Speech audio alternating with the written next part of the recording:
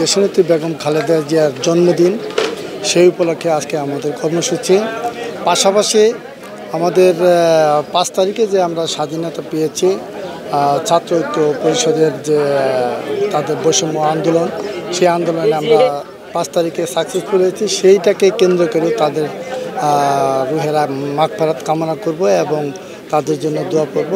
এই তত্ত্বাবধায়ক সরকারের কাছে আমার একটা আমাদের বিশ্বাস আছে,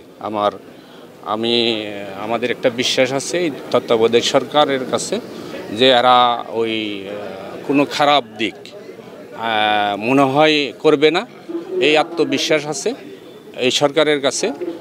আর যেটা আমি মনে করব, আমরাও অনেক দীর্ঘদিন আন্দোলন করছি। এই ছাত্র আন্দোলনের সময় শেখ হাসিনা পলিয়ে গেছে, কিন্তু আমাদের বিএনপি যদি এককভাবে নামিয়ে এই সরকারে বিতাড়িত করতো, তাহলে দেশে অনেক ক্ষতি হইতো। আমি মনে করি ওই ক্ষতি আমাদের উঠানের মতো হইতো না, এটা হঠাৎ করে হয়ে যেত। আমি মনে করি এই তত্ত্বাবধায়ক সরকার আহাতে আমাদের মনে হয় এই দরকার একটা সংস্কার।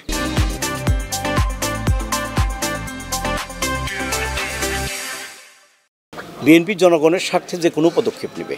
আমরা জনগণের ভোটাধিকার প্রতিষ্ঠা করতে চাই, নিজের ভোট যাতে নিজে দিতে পারে, এবং এই দেশের সময় যখন যেটা অতিবাহিত হবে সেই সময়ে যথাসময়ে যাতে নির্বাচন হয়, আমরা তার জন্য ভূমিকা রাখব।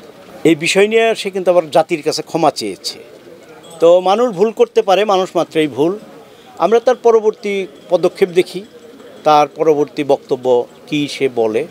তা আমরা আশা করি যে এই সরকার এদেশে একটি অবাধ নিরপেক্ষ নির্বাচন করবে, এটা এখন আশা করি।